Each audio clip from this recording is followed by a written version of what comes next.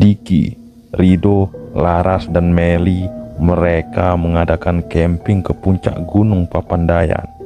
Memang sudah jauh hari mereka berencana untuk ke sana. Diki pacarnya Laras dan Rido pacarnya Meli. Dua pasangan kekasih itu sama-sama suka touring, suka tantangan dan suka dengan suasana baru. Terlihat mereka berempat lagi sibuk memasukkan barang bawaan ke dalam bagasi mobil. Sesaat setelah beres mengepak semua barang, akhirnya mobil melaju kencang membawa keempat muda-mudi itu. Tiba di suatu desa di kaki gunung, mobil pun berhenti. Di desa itu memang agak sepi. Mereka rencananya mau bertemu kepala desa untuk menitipkan mobilnya, karena mobil nggak mungkin bisa dibawa naik gunung dan jalan mobilnya pun cuman sampai desa itu. Sesaat mereka pada diam sambil melihat-lihat suasana desa yang tertata rapih. Rumah kayu yang saling berhadapan dengan dinding anyaman kulit bambu yang unik. Jalan kampung yang terjal berliku naik turun, dan di belakang kampung terlihat hamparan sawah dan luas menyusun ke bawah di tebing berbukit, menambah kesejukan panorama alam di desa itu. Sesekali terdengar suara hewan dan binatang peliharaan saling bersahutan. Selagi mereka merasakan suasana desa, terlihat ada seorang petani lewat. "Maaf Mang, saya mau nanya, kalau rumah Pak Kades di mana ya?" Diki bertanya. "Oh, tuh Den, yang pagarnya warna biru. Memangnya Aden mau ngapain?" Petani itu menjawab dan balik bertanya. "Ini Mang, kami mau menitipkan mobil kami di sini. Dan kami mau naik ke puncak gunung, mau camping," jawab Diki. "Oh gitu, oh ya Den, hati-hati ya kalau ke sana, ada hutan yang dipagar. Kalian jangan coba masuk ke hutan yang dipagar itu. Kalau mau camping mah di luar pagar saja Den. Kalau bisa agak jauh dari hutan itu. Kan masih banyak tempat yang lain yang bagus di sana," kata petani itu. "Memang kenapa Mang? Apa puncak gunung ini angker ya Mang?" Meli yang sedari tadi hanya mendengarkan pun bertanya kepada petani itu. "Enggak juga Neng. Iya, hanya hutan itu aja Neng. Hutannya enggak luas, cuman sengaja dipagar sama Bapak Kuncen Gunung Papandayan, dan ada larangan masuk ke situ.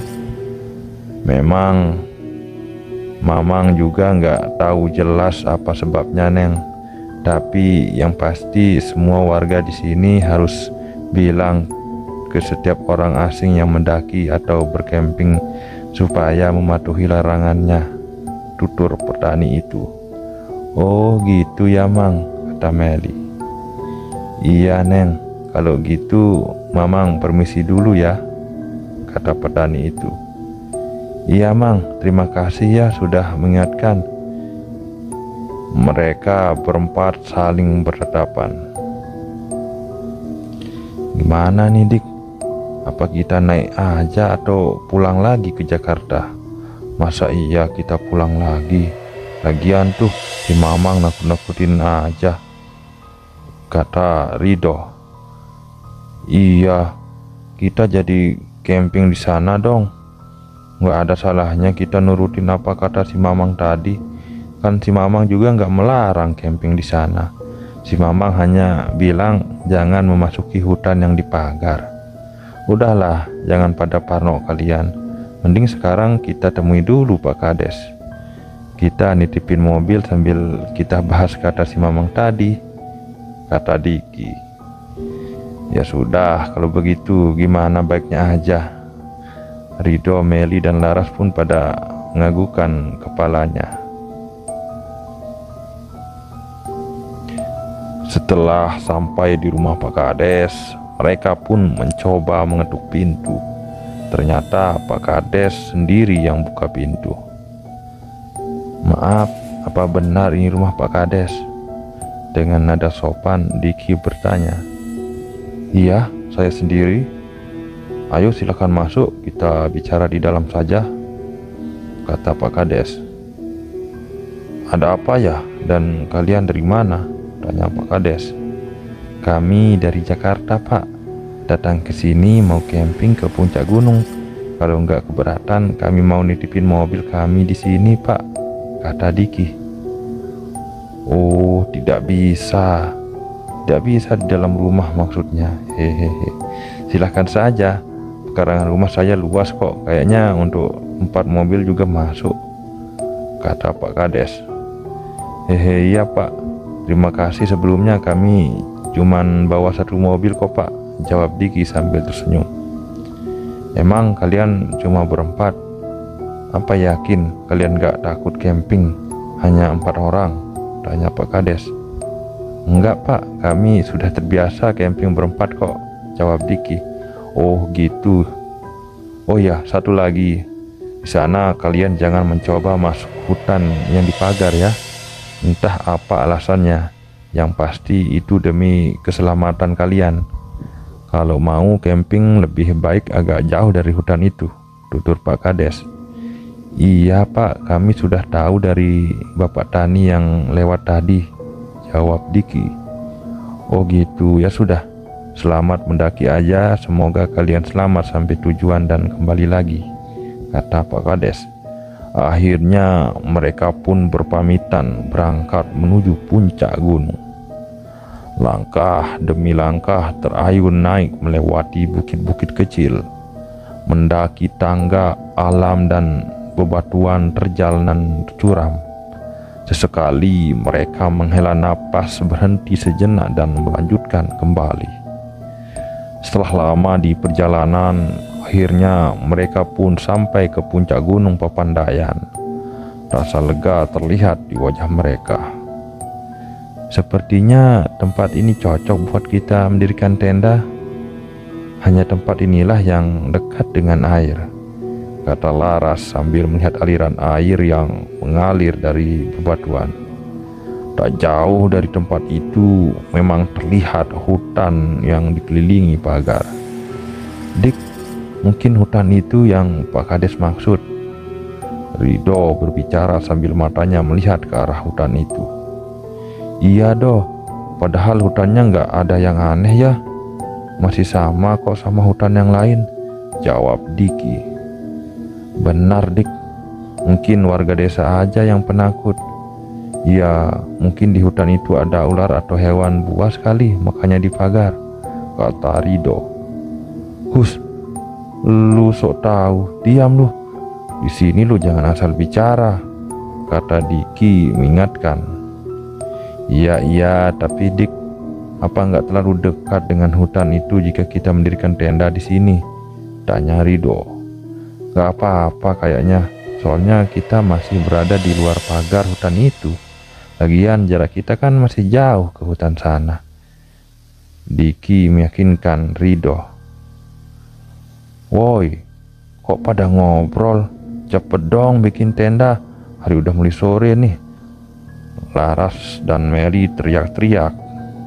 Dengan perkataan itu, Iya, sambil berpaling dari hutan yang sedari tadi dilihatnya, Diki dan Rido bergegas ke arah Meli dan Laras. Karena memang mentari sudah mulai surut menuju sore, akhirnya mereka pun berbenah membuat tenda. Setelah selesai, kemudian mereka mengumpulkan kayu bakar. Meli dan Laras membuka perbekalan makanan dari tas dan membagikannya. Begitu menjelang malam, api unggun pun dinyalakan. Mereka berpasangan duduk di depan kobaran api. Diki yang memainkan gitar terus bernyanyi memecahkan keheningan malam. Tawa canda, seru-seruan, ejekan dan banyolan terlontar dari keempat insan yang sedang bersukacita itu. Sesaat sudut mata Diki menoleh ke arah hutan yang tadi dipagar. Kok itu kan? Telunjuk jari Diki menunjuk ke arah hutan itu tanpa berkata jelas apa maksudnya. Rido, Laras, dan Meli pun melihat apa yang Diki tunjuk. Sungguh mereka sangat kaget luar biasa. Di hutan yang berada di dalam pagar itu terlihat banyak rumah, seperti suatu perkampungan. Nyala listrik menerangi setiap rumah seperti benar-benar ada penghuninya. Mereka berempat pun mengerutkan kening. Tiba-tiba Rido berbicara, "Itu memang perkampungan. Mungkin tadi siang kita hanya melihat pohon-pohon besar tanpa melihat ke bawahnya. Sekarang terlihat ya karena adanya lampu listrik yang nyala. Benar nggak?" "Iya sih, tapi kita harus ingat sama ucapan Pak Kades dan petani tadi," Diki menjawab sambil melirik ke arah Rido. "Sudahlah, jangan terlalu dipikirin. Lagian tuh kampung emang seharusnya dipagar. Kalau nggak dipagar, ntar ada kecoa masuk terus lari-lari dan terbang dan nempel di kening. Ih, takut." Meli nimbrung omongannya nggak jelas penuh candaan. "Meli, serius dong, kita mungkin lagi berhadapan sama gaib tahu." Laras yang pendiam sedikit membentak si Meli. "Lagian kalian yang dibahas itu mulu. Kita kesini kan mau senang-senang, bukan mau uji nyali." Meli cemberut manja. "Oh ya Mel, antar aku yuk. Aku gerah nih, pengen mandi. Aku gak bakalan bisa tidur kalau belum mandi." Laras mengalihkan pembicaraannya. "Ya udah yuk, aku juga mau mandi ah." Meli dan Laras pun beranjak menuju aliran air yang lumayan deras. Kemudian mereka mandi. Diki dan Rido masih tertegun. Sesekali mata mereka melihat ke arah kampung itu. "Dik, lu berani gak mendekati kampung itu? Kita lihat di balik pagar aja untuk cari tahu tuh kampung beneran atau hanya hutan," kata Rido. "Sarap lu, enggak ah." Diki memalingkan wajahnya. "Kenapa lu takut? Lagian kita kan gak masuk pagar. Kita kesini kan mau mencari hal yang baru. Dan jarang loh ada kesempatan buat kita untuk tahu kenapa dilarang keras masuk ke situ." Rido menjawab seperti itu. "Enggak ah, lagian lu jangan bermain-main dengan hal yang kayak gini doh," kata Diki. "Bukannya gua takut, tapi gue hanya ingin mematuhi peraturan yang berlaku," sambungnya si Diki lagi mengatakan hal itu kepada Rido. "Alah, bilang aja lu takut. Gue penasaran dik. Kalau lu takut biar gue pergi sendiri aja. Gue yakin bahwa tuh memang bener rumah penduduk di sini. Gak ada angker-angkernya tahu. Lu nya aja yang terlalu mendramatisir keadaan," kata Rido sambil bersemangat. "Lu jangan terlalu kepo doh. Nih bukan Jakarta tahu, nih hutan. Ingat lu," kata Diki. "Justru di Jakarta nggak ada yang kayak gini dik, makanya gue pengen cari tahu," sahut Rido. "Capek ah ngomong sama lu, nggak ada habisnya. Terserah lu ah, mau gimana juga." Diki jadi merasa kesal dengan Rido yang terus bersikeras ingin melihat ke perkampungan itu. "Widih, malah naik darah. Biasa aja dong, lagian gue cuma bercanda. Gue juga sama takut kali," kata Rido. "Terserah lu ah. Ya udah, gue mau mandi dulu, nyusul cewek gue." Diki pun beranjak pergi. "Tunggu, gue ikut." Rido pun ikut berdiri dan lari mengejar Diki yang menghiraukannya. Setelah mereka semua pada mandi, kemudian mereka kembali berkumpul di hadapan api unggun yang masih menyala. kita masih dulu yuk, masak dulu yuk, nyiapin makan malam, kata Meli sambil melihat Laras. Ayo. Laras mengagungkan kepalanya untuk masak bersama Meli. Akhirnya mereka pun masak makanan yang mereka bawa. Membakar ayam kampung, bakar ikan, sambal saus pedas, serta makanan lainnya yang mereka bawa. Setelah pada matang dan siap santap, mereka pun makan bersama. Kok sudah makan malah ngantuk ya? Ridho menguap. Tidur ah. Ridho beranjak menuju tenda meninggalkan ketiga temannya. Dasar SMK lu, sudah makan kabur. Diki menggerutu sambil matanya melihat Ridho yang berjalan tanpa komentar. Iya, udah Mel, kalau lu ngantuk tidur aja sama Laras. Kalau ada apa-apa teriak aja ya, aku di tenda sebelah sama Ridho, kata Diki kepada Meli. Iya Mel, yuk tidur ah, capek banget nih badan. Laras mengajak Meli yang lagi asik mainin kayu yang terbakar. Yuk, Meli pun berdiri. Oh iya Dik, lu tidur juga dong, kata aku tuh sendirian di luar. Laras mengatakan itu sambil menatap Diki. Iya, sebentar lagi, belum ngantuk kok, jawab si Diki.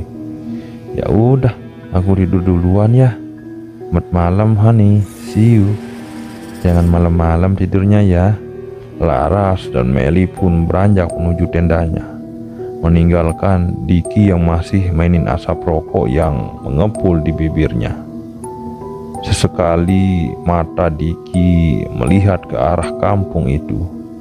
Dalam pikirannya dia benar-benar yakin kalau tadi siang dia melihat sangat jelas sekali bahwa kampung itu adalah hutan.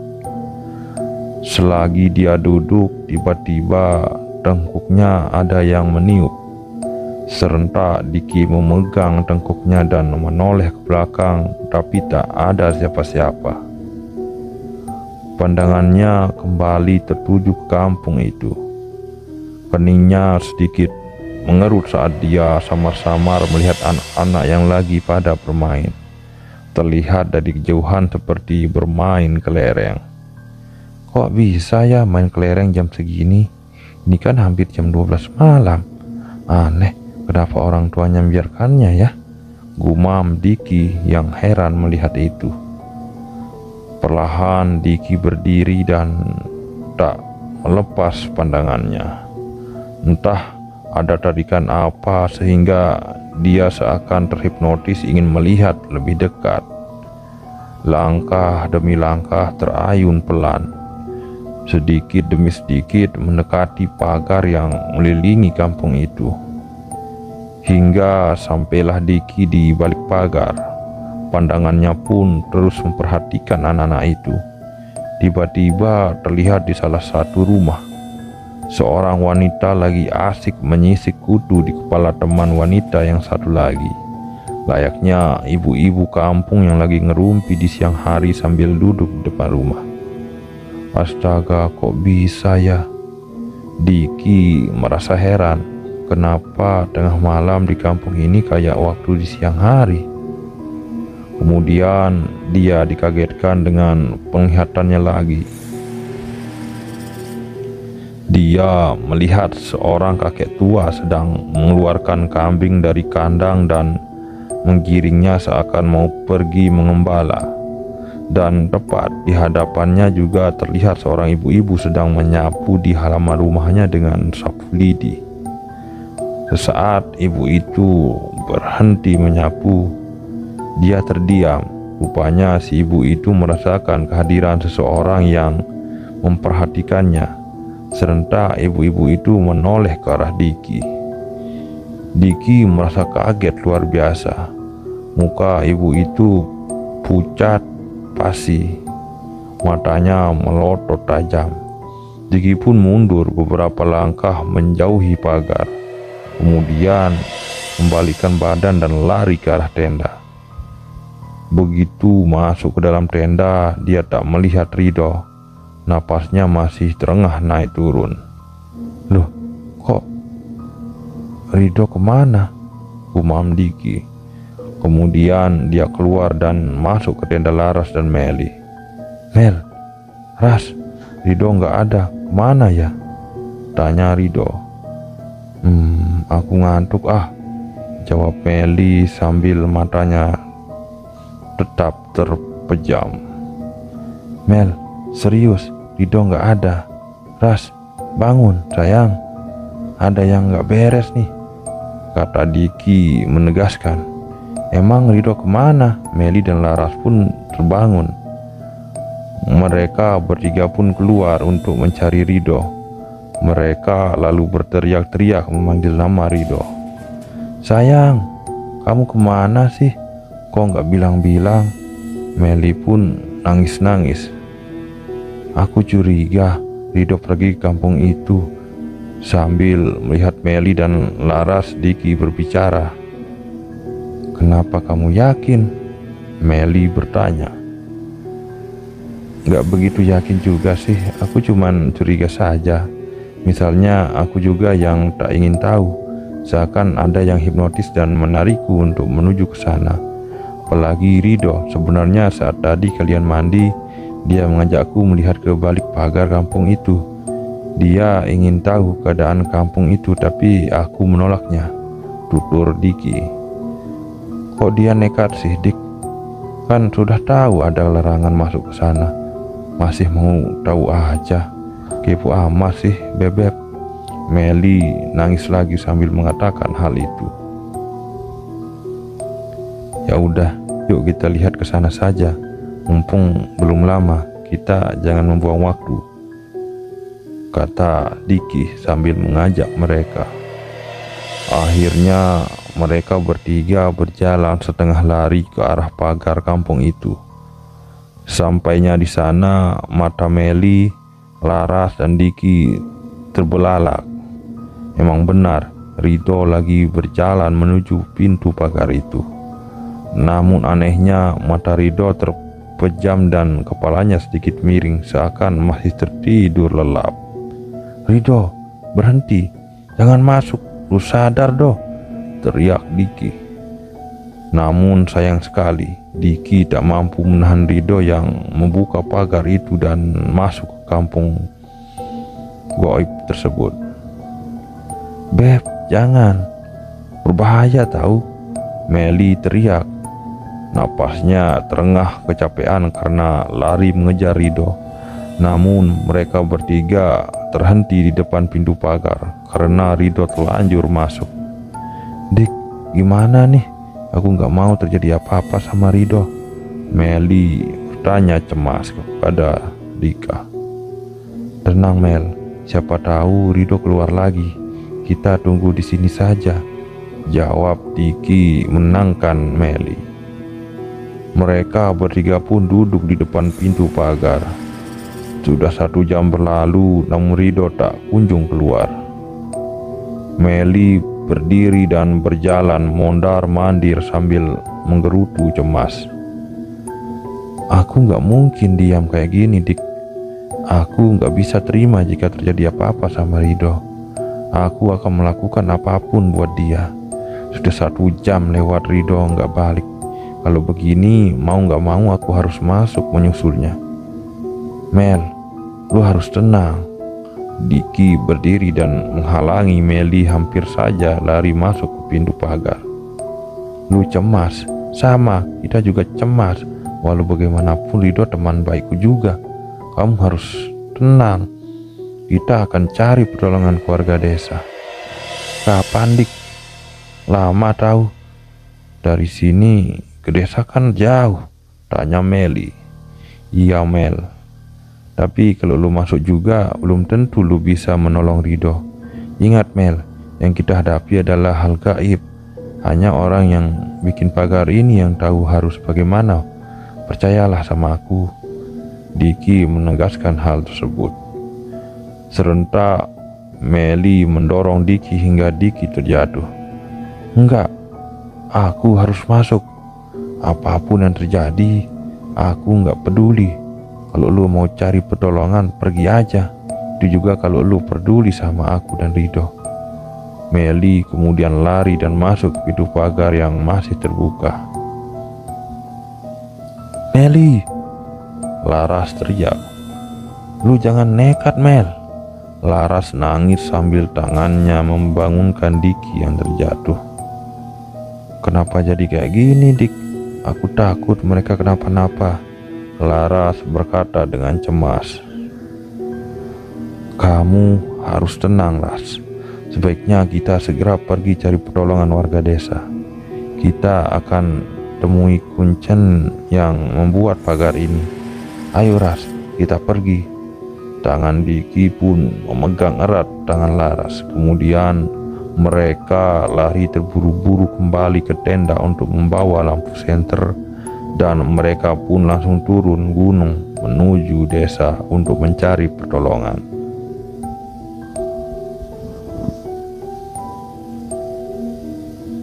Diki, Ridho, Laras, dan Meli mereka mengadakan camping ke puncak gunung Papandayan. Memang sudah jauh hari mereka berencana untuk ke sana. Diki pacarnya Laras dan Ridho pacarnya Meli. Dua pasangan kekasih itu sama-sama suka touring, suka tantangan dan suka dengan suasana baru. Terlihat mereka berempat lagi sibuk memasukkan barang bawaan ke dalam bagasi mobil. Sesaat setelah beres mengepak semua barang, akhirnya mobil melaju kencang membawa keempat muda-mudi itu. Tiba di suatu desa di kaki gunung, mobil pun berhenti. Di desa itu memang agak sepi. Mereka rencananya mau bertemu kepala desa untuk menitipkan mobilnya, karena mobil nggak mungkin bisa dibawa naik gunung dan jalan mobilnya pun cuman sampai desa itu. Sesaat mereka pada diam sambil melihat-lihat suasana desa yang tertata rapih. Rumah kayu yang saling berhadapan dengan dinding anyaman kulit bambu yang unik.